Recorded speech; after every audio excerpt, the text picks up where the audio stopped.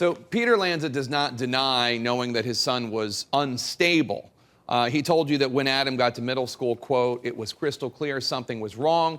The social awkwardness, the uncomfortable anxiety, unable to sleep, stress, unable to concentrate, having a hard time learning, the awkward walk, reduced eye contact. You could see the changes occurring. He does also say, however, that experts say that they didn't see anything violent in Adam. From what you could tell, do you think that Peter Lanza felt that he had done enough, as much as he could, to deal with Adam's deteriorating condition? I think he did as much as he felt able to do.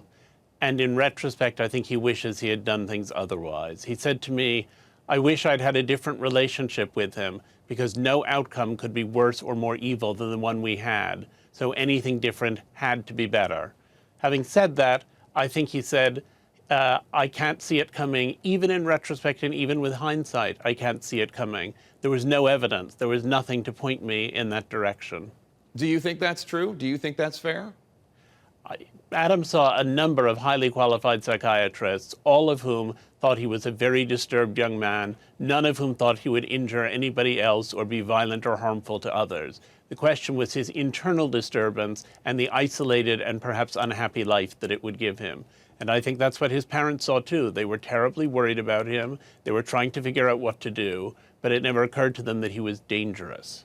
Although there is this part in the interview where the father, Peter Lanza, expresses concern before Adam turns 18 because at that point he's afraid Adam, they'll lose control of him, he'll be of age, he'll be 18, and he's worried that he'll become homeless or join the army. Why was he worried that Adam might join the army?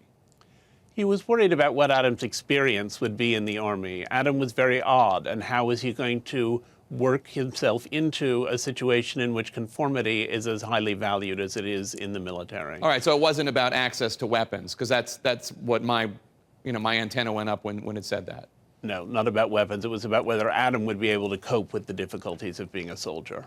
Peter Lanza, the father, also portrays Nancy, the mother of Adam Lanza, as being almost too willing to coddle her son's needs. He told you, quote, she never confided to her sister or best friend about being afraid of him. She slept with her bedroom door unlocked. She kept guns in the house, which she would not have done if she were frightened. He also said, it bothers me that she was telling me he doesn't use email at the same time she was emailing him, meaning Adam Lanza. She wanted everyone to think everything was okay. Do you get the sense that Peter Lanza in any way blames Nancy for Adam's spiral?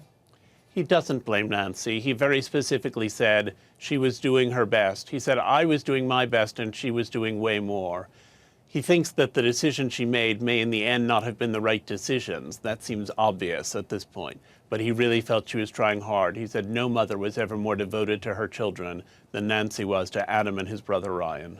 Also, a very striking comment in this interview. Peter told you he wished Adam had not been born, saying, quote, that's not a natural thing when you're thinking about your kid. That's fairly recent too, but that's totally where I am. As you know better than I, a lot of fathers and mothers of people who go on to commit horrific acts never actually get to the point where they wish the child had not been born. They condemn the act, but they still have such love for their child. Did Peter explain how he got there emotionally?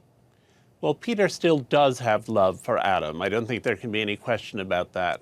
But he sees a balance in which his love for Adam is put in a scale against the horror of what Adam did. And of course, Adam's crime was particularly, singularly horrific. The murder of small children is really the worst thing that there is that anybody can do. So I think his feeling is that though he still has affection for Adam, that he would love to be able to erase that part of history. But he also said that he thought that Adam, as a child, had been this apparently sweet little boy, the one who was in the photo that you've just shown. I said to him, don't you miss that sweet little boy? And he said, there can be no remembering that sweet little boy outside the context of who he became. I can't pretend that that sweet little boy was going to grow up and be fine. He said, so the whole relationship, the whole history is poisoned by its ending.